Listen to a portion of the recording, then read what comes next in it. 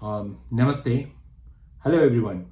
You are listening to Real Estate Made Simple with me, Krish, your realtor. Today we are talking about something every immigrant family dreams about, owning their first home in the US. But let's face it, the mortgage world can be confusing. Pre-approval, interest rates, debt ratios, it is a lot to digest, especially when you are new to the system. To break it all down, I've got an expert with me, Mr. Eric Morse, a seasoned residential mortgage professional who helped hundreds of families in New Jersey secure their dream homes. Welcome, Mr. Eric Morse. Great to have you here. Thank you, Krish. Appreciate you having me. I would love to be able to remove any uncertainty that's out there in the market. While there are challenges out there, with the right preparation and with good knowledge, I feel that people can purchase and feel comfortable. My job is to dispel myths and remove that uncertainty, and with that, it'll be a good home buying process for those that move forward. All right. Thank you. So, Mr. Eric, let's start with basics. You have been helping families for years, especially from the immigrant communities. What are some common misconceptions people have about mortgages when they first start looking to buy? One of the major misconceptions out there that I've seen is that you have to put 20% down on a purchase. Back in the day, in our parents' generations, down payments were higher, but things have changed. You can put a low down payment down on a purchase. There's different financing types. You could do a conventional mortgage, which allows you, if you're a first-time home buyer, to put down as little as 3%. And to qualify, a first-time home buyer is deemed as a person that has not owned a home in the last 3 years. If for some reason that person has already bought and is looking to buy a new residence on a conventional loan, they could put as little as 5% down. And then there's other programs out there where, if let's say there was challenges with the income was light, or the credit may be subpar, or let's say the debt is great that makes the income unable to support it. With a conventional loan, there's FHA, which allows as little as 3.5% down on the purchase price. So those are some examples where low down payments can allow for a person to buy a home and not hamstring them and force them into waiting and continue to rent. Got it. I love that you said that. In other parts of the world, many people are debt averse, but in the US, the smart use of leverage actually builds wealth. So for a first-time buyer family, what's step one? Should they go for pre-approval even before house hunting? Most definitely. It makes no sense to start searching for a house and not knowing what you can be approved for. It's a twofold process. Not one, you want to make sure that you can be approved based on what you're buying. That has to consider associated taxes. If one's buying a townhome or a condo, you have to consider HOA fees. So all the costs collectively need to be considered against your qualifying income and debt that may show up on a credit report. So, and then there's the second piece of the process, which a lot of people may not have an appreciation of: affordability, meaning you may qualify to pay $3,000 a month, $335, $400, $4,000 a month, but is that practical for your situation? Everybody has their own disposable income. Some people may have a family, they have people watching their children, others have to pay for daycare. So there's all kinds of reasons that money might go out. So while you may be approved for that, we have to say, hey, you're getting paid based on you have to make payments based on your net. So is that monthly payment realistic? I need to go over both those categories to make sure that one's comfortable in moving forward based on the price range. And if it's not, then I need to adjust that so I can inform your realtor that you need to look in this range because that's most appropriate for your situation. Got you. So many of my clients are IT professionals or healthcare workers, H-1B or green card holders who are new to credit. What kind of documentation or credit history do they need to qualify for a loan? Credit scoring is huge in this country when it comes to getting approved for a loan. Mm-hmm. Some people may have good credit, but they have what's termed immature credit, meaning they haven't had it for long enough. Mm-hmm. So even though they may have come to the country in the last year and did the right thing and opened up a credit card, maybe bought a car, financed a car, they may have not had the credit for long enough.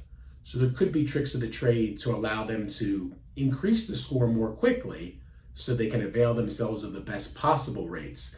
Sadly, it's not the world of our parents where you can get away with buying things in cash.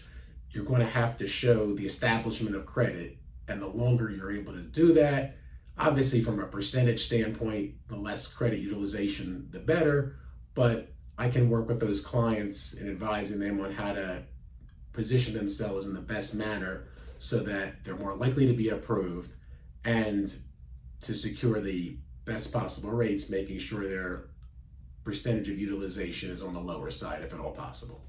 Got you. How does debt factor in? For example, if someone has a student loan or a car payment, how much does that impact their eligibility, or for pre-approval process? It depends on the amount of income that the applicant has. Obviously, when the income is a little more slight, the impact of some of that debt is going to be that much more pronounced. The misconceptions out there is I have a lot in student loans and automatically I'm not going to get approved. Not necessarily. For instance, if let's say somebody is holding student loan debt, but it's in deferment for whatever reason, continued education or whatever reason you have the delay in the need to repay, and the credit report doesn't show any debt, you can theoretically use as little as 0.5%. So if somebody has $100,000 in student loan debt, you can get away with only showing possibly $500 a month.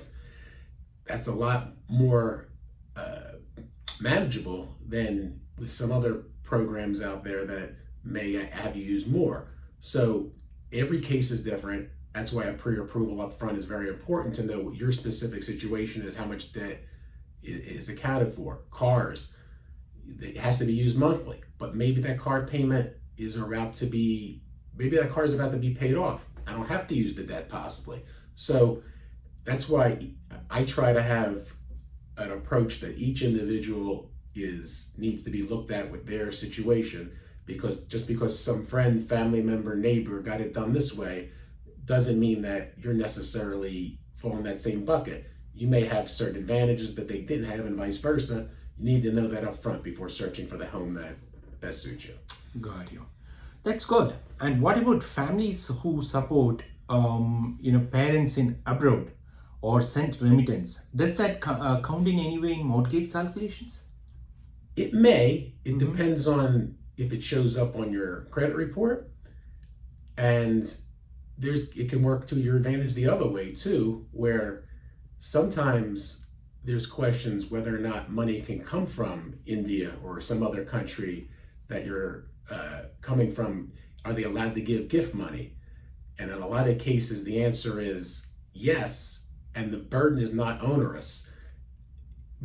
I want to get to those buyers as early as possible. So you may be saying, I'm looking to buy next spring. That's the kind of person I want now, because I can next summer, because I can set them up right. If they know, hey, I have X amount of money, but money's coming from family overseas, I can let them know how to position the money properly so that it doesn't make many donors uneasy, and at the same time meets underwriting criteria. Got you. Perfect. So now, one of the most asked questions are there any first-time homebuyer programs in New Jersey that can help reduce the burden of down payment or closing costs? Yes, there are down payment assistance programs. My company, Movement Mortgage, has programs that can help. We even have second mortgage. If the one impediment to getting approved is low amount of assets to put towards the purchase, that second mortgage can overcome it.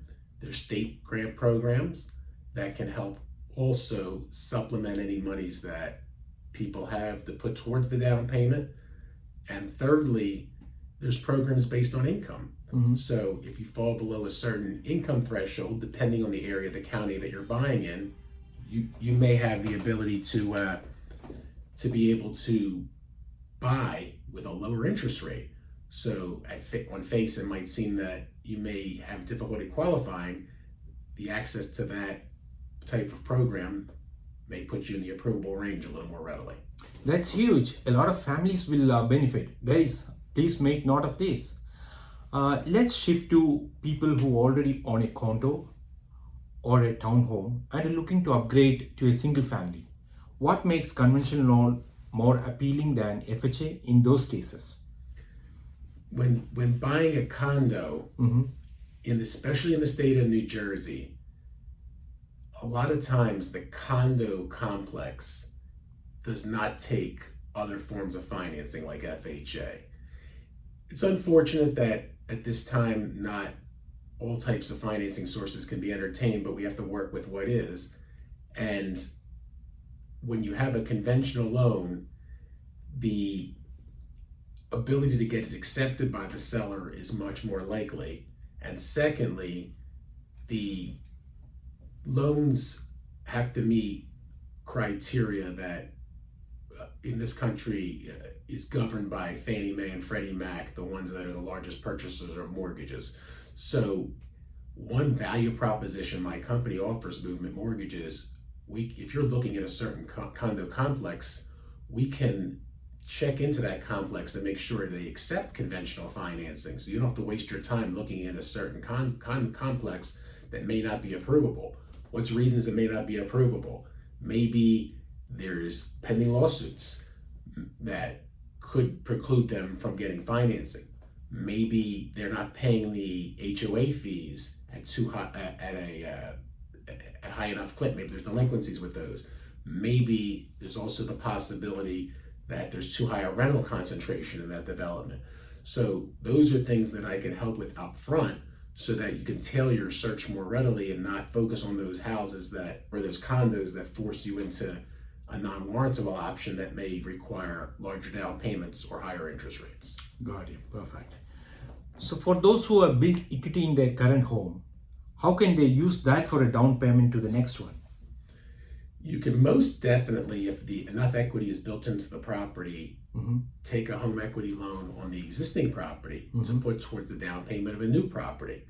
For the most part, in this lending environment, you're going to have to max out the most you can take from a property would be 80% of what it's worth. So if you have a house for $500,000 and you've used $300,000, you could most likely only get up to an additional $100,000 to put towards that property. And maybe that's good enough to put towards the new home. My job is making sure that if you take that money and you're desirous of putting $100,000 on a new property, let's say a $700,000 property, that the establishment of that additional debt doesn't in any way preclude you from being approved on the new home. Plus, you may be able to rent out that existing property that could absolve you of a good portion of that liability on the departing residence and enable you to maintain the approval on the new home. So many buyers ask me whether they should refinance now or wait for rates to drop next year. What's your take on that? It really depends on where you stand now interest rate wise. You obviously have to take into account if there's any how much in closing costs are part of the refinance offering.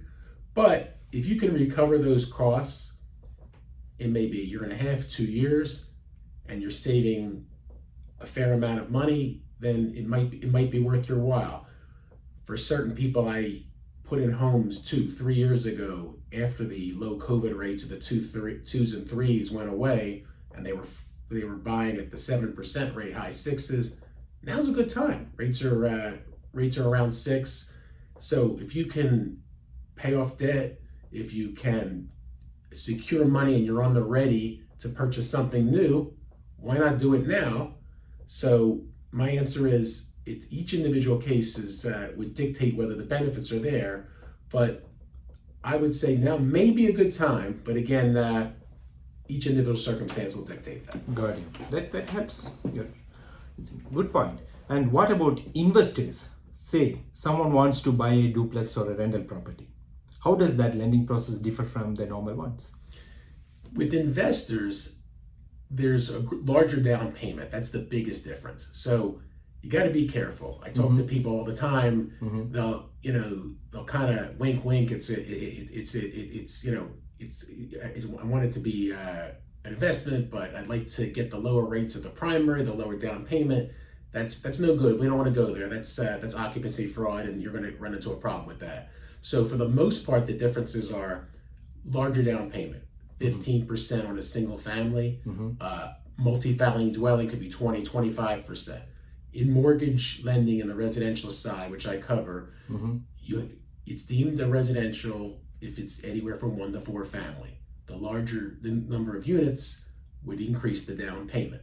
But there's benefits. You can use rental income to qualify for a traditional mortgage. We also have other products where non-traditional. So let's say that investor has a business and they make X dollars, and then the accountant writes off a fair amount and they don't show as much. In the mortgage lending world for self-employed, they look at the adjusted gross, not the W-2 gross that one may show. So if you're looking at a self-employed person and they don't qualify, but they have the money, maybe a product such as what you may hear in the marketplace, a DSCR, which stands for debt service coverage ratio, could be most appropriate, where the rents, if they cover the proposed mortgage payment, could allow them to be approved, and you don't have to show tax returns, you don't have to show pay stubs, W-2s. So those programs usually require 20% down. So for most investors, you're going to have a larger down payment. You have to accept that the rate's going to be higher. So if let's say rates are around 6% or thereabouts today, low 6s, you may be in the higher 6s with an investment property purchase. But you also have to have assets. The one big difference is you're going to have post-closing liquidity. Whether it doesn't have to necessarily be in a checking or savings, it's going to be in a retirement account, but that person can't be putting money towards the purchase that have no post-closing liquidity. They're going to have to be able to demonstrate that they can sustain if for some, in their mind is if the person goes a little off, or if let's say a tenant doesn't pay, they want to make sure that person is not going to be a default and they have the ability to continue to make payments. Got you. That helps a lot. Before we wrap up, what are the top 3 mistakes first-time buyers make that you wish they would have avoided? They don't prepare earlier. Again, the old adage, failure to prepare to fail. So you want to know upfront where your limitations are. You may go out to look at a house with Krish and you might say, I want to buy a house for $500,000. Sadly, $500,000 doesn't get you in New Jersey what it used to get you. Right. And you may find that it's not good for me and my family. We need to go to a higher price point. Well, you need to know that you qualify for that higher price point, and you need to know the associated higher payment. Because if it's not going to work for you, no need to waste your time, Krish's time, to go out there and look when it's not practical you were ever going to pursue that property. So upfront is very important. When it comes to credit, knowing that the credit is up to speed. You may say, I want to take advantage of the very best rates, and you should. But to be able to take advantage of those, you have to have the best scores. Maybe you're paying the credit on time, but you haven't had it long enough. Sitting down with someone such as me, I can work with you to build that credit. So you might not be ready today, but I can give you a path to say, you can get the very best rates in March, April. Let's find out that information now so I can help you. And when it comes to assets, taking away any misconceptions so that you can know what I can do. If I need X amount to put down, if I need more, I know I'm getting money from family. Putting those donors' fears at ease that they may not be showing information they don't prefer to show, and know that the movement of money is not going to be a scary thing. That's I've come across different people where it's become a little bit of a circus when they weren't prepared. If I can prepare them up front, it'll be a much more pleasant process, and it can take away any of the fears. It need not be fearful. Lack of knowledge breeds fear, but when you have knowledge, it should make the process much smoother. Got you. So that's really helpful. And one last question. What's your advice for immigrant community still debating between renting versus buying? You should always look to buy something of your own if you can afford it. Now, if you can't afford it, that's another story. But if you can afford it, to continue to pay rent, you're to a certain extent throwing away money. You got to save some money to buy. You can't have no money to buy, and you got to be able to make the payments. But if you can, it's much more beneficial. You get tax breaks in this country when you buy. For instance, you can write off the interest on your mortgage. So if you're making $150,000 a year gross, you're looking for tax deductions. When you're a renter, those tax deductions are not there. Now, if let's say you have $2,500 a month in interest on a mortgage, that's over the course of a year, $30,000 that can help write down your adjusted gross income. Taxes, property taxes can come off there. When you buy a house, any costs, some people may want to be cautious in who they use for mortgage based on closing costs. You want to use the right person. Closing costs are a factor, but not using the wrong lender. Some of these costs that are there can be written off. So those are important factors to look into so that you know that you can buy and not get a deal that's not to your benefit. But to harken back to your question, Krish, it's always beneficial to buy now, to have your own, so you don't have to worry about a landlord selling and you'd be forced to buy under duress. Buy when you're ready, and the key is making sure that you can make the payments. You want to have some post-closing liquidity, sure, in case there's a problem, but to buy now, you can always, and the other piece is, don't worry about where the rate is today. A lot of people were spoiled early when in 20 and 21, when you see those rates in the 2s and the 3s and during COVID. Those rates are unlikely to come back in our lifetimes. But in the grand scheme of things, if rates are in the 6s, they go to the 5s, not doing so bad historically, and you can always refinance later if, let's say, rates come down in a year or 2 years. So buy something of your own. There's a lot of benefits for it, for your family, financially. Those are obviously, for further question you can have with your accountant, but definitely much more beneficial to buy. Got it. So one more last question, which for the current market conditions, and do you feel any uncertainty in the US as per maybe the government or AI, or there is a lot of issues with the immigrants things? Do you feel anything to the real estate market? There's misconceptions out there that some immigrants can't buy because the government has instituted policies in recent months that have limited their ability to purchase. In some lending types, that's true. But with a conventional loan, if somebody's here on a visa, let's say an H-1B visa, they're here on a work visa, you don't have to fear that you can't move forward. For conventional loans, you can get approved, you can own your own home, you can take advantage of tax benefits, you're not going to be limited in the ability to move forward. So the key is identifying, would you be able to get that conventional loan? So again, some people don't know what they don't know. My job is to try to dispel some of those myths. Yes, there's tense times out there, and everybody has a right to be uneasy. Just had an election recently that it may put certain people's mind at ease, but you have to know how the situation affects you individually, not how it affects somebody else. So that's why sitting down with me for a no-cost consultation is important. And I think that, again, knowledge is power, and you need not be fearful that you can't move forward. It's difficult because there's not a lot of homes for sale out there, so you want to position yourself as well as possible. And if you have the right real estate agent like Krish and the right mortgage professional such as myself to be able to walk you through the process, you should have a good experience. Beautifully said.